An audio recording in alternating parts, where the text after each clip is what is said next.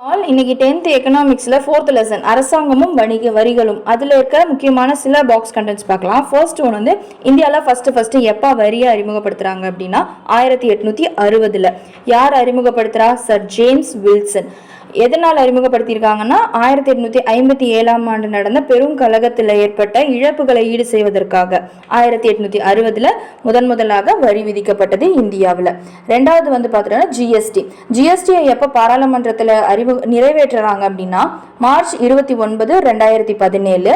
அது எப்போ நடைமுறைக்கு வருதுன்னா ஜூலை 1, 2017.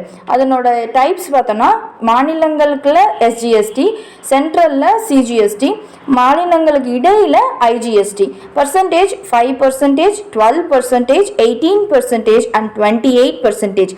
இந்த விகிதங்களில் தான் ஜிஎஸ்டி வாங்குறாங்க. இந்த ஜிஎஸ்டியை ஃபர்ஸ்ட் பிரான்ஸ்ல அறிமுகப்படுத்துறாங்க. அது எப்போனா 1900